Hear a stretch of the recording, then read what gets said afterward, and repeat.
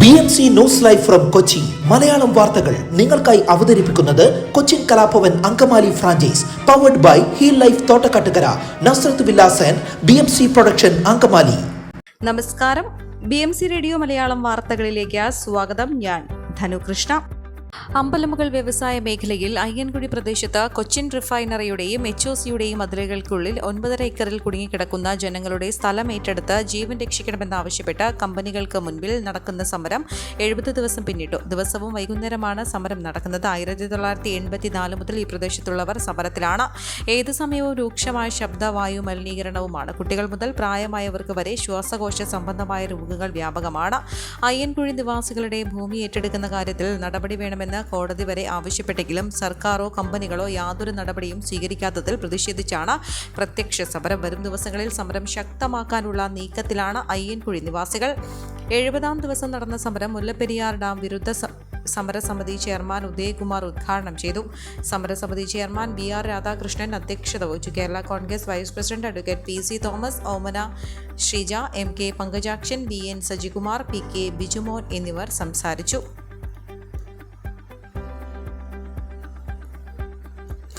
Gas stove service കടയിൽ പാചകവാതക cylinder പൊട്ടിത്തെറിച്ച് 3 പേർക്ക് പരിക്കേറ്റു.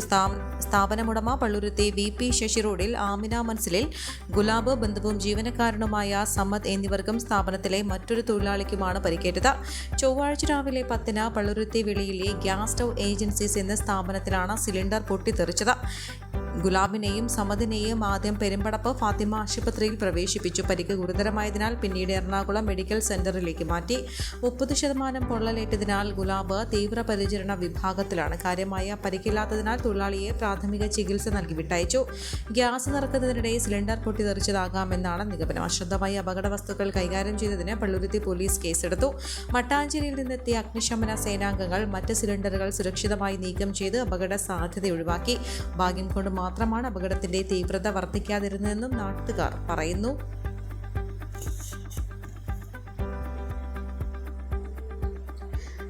സംസ്ഥാന ഫുട്ബോൾ കലണ്ടറിലെ പ്രധാന ചാമ്പ്യൻഷിപ്പുകളിലൊന്നായ ഈസ്റ്റ് കേരള വനിതാ ലീഗ് 6-ാം പതിപ്പ് വ്യാഴാഴ്ച ആരംഭിക്കുമെന്ന് സംഘാടകർ വാർത്താ സമ്മേളനത്തിൽ അറിയിച്ചു.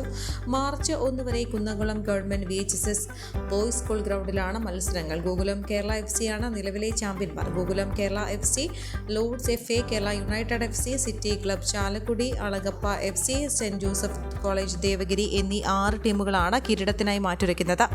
ആകെ 30 മത്സരങ്ങളുണ്ടാകുന്ന ടൂർണമെന്റിന്റെ തത്സമയ സംപ്രേഷണം സ്കോർലൈൻ സ്പോർട്സ് എന്ന YouTube ചാനലിലുണ്ടാകും. ആദ്യ മത്സരം കേരള യുണൈറ്റഡ് FCയും ലോർഡ് FAയും തമ്മിൽ വ്യാഴാഴ്ച രാവിലെ 8:30 നടക്കും. ഈ ലീഗിലെ ചാമ്പ്യന്മാർക്ക് ഇന്ത്യൻ വനിതാ ലീഗിന്റെ 2-ാം ഡിവിഷനിൽ കേരളത്തെ പ്രതിനിധീകരിക്കാനും അവസരമുണ്ടാകും.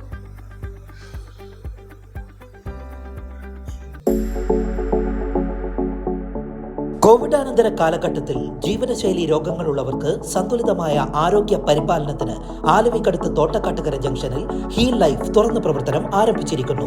ഫിസിയോതെറാപ്പി, സൈക്കോളജി, ആയുർവേദ ചികിത്സകൾക്കായി 8089011772 ബന്ധപ്പെടാവുന്നതാണ്. എറണാകുളം അങ്കമാലി അതിരൂപതയിലെ പ്രശ്നങ്ങൾക്ക് പരിഹാരം തേടി ആർച്ച് ബിഷപ്പിന്റെ വികാരിയായി നിയമിക്കപ്പെട്ട ബിഷപ്പ് ജോസഫ് പാംപ്ലാനി പ്രതിഷേധ രംഗത്തുള്ള വൈദികരുമായി ചർച്ച നടത്തി. ദിവസങ്ങൾക്ക് മുൻപ് എറണാകുളം ബസിലിക്കയിൽ പ്രാർത്ഥനാ യജ്ഞം നടത്തുന്നതിനിടെ ബലം പ്രയോഗിച്ച് നീക്കിയ 21 വൈദികരുമായാണ് ബിഷപ്പ് ഹൗസിൽ ചർച്ച നടത്തിയത്. അതിരൂപതയിലെ പ്രശ്നപരിഹാരത്തിനായി മുതിർന്ന വൈദികരും അൽമായ നേതൃത്വവുമായി ചർച്ചകൾ നടത്താൻ തീരുമാനിച്ചതായും ചൊവ്വാഴ്ച നടന്ന ചർച്ച ആശാവഹമാണെന്നും വൈദികർ വ്യക്തമാക്കി. മുതിർന്ന വൈദികരെയും അൽമായ നേതൃത്വത്തെയും വിശ്വാസികളെയും കേൾക്കാത്ത അതിരൂപതയ്ക്ക് മുന്നോട്ടു പോകാനാവില്ലെന്നും വൈദിക പ്രതിനിധി ഫാദർ രാജൻ പുന്നക്കൽ മാധ്യമങ്ങളോട് പറഞ്ഞു. അതിരൂപതയിലെ വൈദികരെ 4 സോണുകളായി തിരിച്ച വിവിധ കാര്യങ്ങൾ ചർച്ച ചെയ്യും. നിലവിൽ അതിരൂപതയിലെ കുർബാന തർക്കവുമായി ബന്ധപ്പെട്ട വിഷയങ്ങളൊന്നും ചർച്ച ചെയ്തിട്ടില്ല. കഴിഞ്ഞ കുറേ നാളുകളായി അലങ്കോലമായ ഭരണ സംവിധാനം ക്രമപ്പെടുത്തുന്നതിനായിരുന്നു ചർച്ച. വൈദികരുടെ പൊതുസ്ഥലം മാറ്റം പുതിയ കൂരിയ നിയമത്തിന് ശേഷം മതിയെന്നും വൈദികർ നിർദ്ദേശിച്ചു. സ്ഥലമാറ്റം മേയിലേക്ക് നീട്ടുന്നതിന് തടസ്സമില്ലെന്നും ആർച്ച് ബിഷപ്പ് അറിയിച്ചു. വൈദികരുടെ നിയമനം പുതിയ കുരിയ നിയമത്തിന് ശേഷം ഉടൻ നടത്തും. ബസിലിക്ക ഉൾപ്പെടെ ഒരു ഇടവകയിലും സമാന്തര ഭരണ സംവിധാനം പ്രോത്സാഹിപ്പിക്കില്ലെന്നും അദ്ദേഹം കൂട്ടിച്ചേർത്തു. സീറോ മലബാർ സഭയുടെ മീഡിയ കമ്മീഷൻ അതിരൂപതയുടെ കാര്യങ്ങൾ അനാവശ്യമായി ഇടപെടുന്നത് വൈദികർ ശ്രദ്ധയിൽപ്പെടുത്തിയപ്പോൾ ഇക്കാര്യം മീഡിയ കമ്മീഷനുമായി ചർച്ച ചെയ്യാമെന്നും ആർച്ച് ബിഷപ്പ് സമ്മതിച്ചു.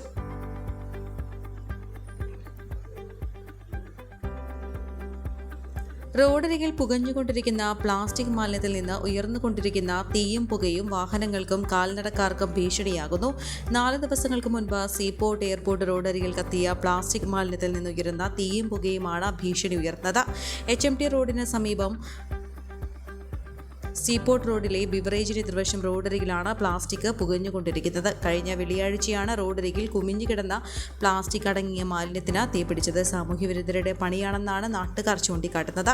സംഭവം അറിഞ്ഞ് അഗ്നിരക്ഷാ സേനയെത്തി തീ അണച്ചു. എന്നാൽ അടുത്ത ദിവസം മുതൽ കത്തിയ പ്ലാസ്റ്റിക് എരിഞ്ഞുകൊണ്ടിരിക്കുന്നതിൽ നിന്നുള്ള തീയും പുകയും ദുർഗന്ധവും ഉയർന്നുകൊണ്ടിരിക്കുകയാണ്. ഇത് ഏറെയും പ്രഭാത സവാരിക്കിറങ്ങുന്നവരെയും കാൽനട യാത്രക്കാരെയുമാണ് പ്രതിസന്ധിയിലാക്കിയിരിക്കുന്നത്. തിരക്കേറിയ പാതയിൽ ഇതിന് സമീപത്തായി അപകടാവസ്ഥയിലാണ് ചരക്ക് വാഹനങ്ങൾ നിരനിരയായി നിർത്തിയിട്ടിരിക്കുന്നത്. ഗുരുതര സാഹചര്യത്തിൽ നടപടിയോ കരുതലോ സ്വീകരിക്കാൻ ആരോഗ്യ വിഭാഗം തുനിയുന്നില്ലെന്നാണ് ആക്ഷേപം. ഈ വാർത്തയോടുകൂടെ BMC റേഡിയോ മലയാളം വാർത്തകൾ സമാപിക്കുന്നു. നന്ദി, നമസ്കാരം.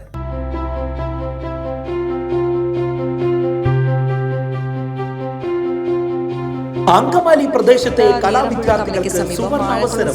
ലോക പ്രശസ്ത കലാവിദ്യാലയമായ കൊച്ചിൻ കലാഭവന്റെ അങ്കമാലി ഫ്രാഞ്ചൈസി കരയാമ്പറമ്പിനടുത്ത് എളവൂർ കവലയിലുള്ള സ്പ്രിംഗ്ഫീൽഡ് കെട്ടിടത്തിൽ പ്രവർത്തനം ആരംഭിച്ചിരിക്കുന്നു. Classical dance, cinematic dance, Carnatic music, Zumba dance എന്നീ വിഷയങ്ങളിൽ പ്രഗത്ഭരായ അധ്യാപകർ ക്ലാസുകൾ നയിക്കുന്നു. കൂടുതൽ വിവരങ്ങൾക്ക് ബന്ധപ്പെടുക 9995208614.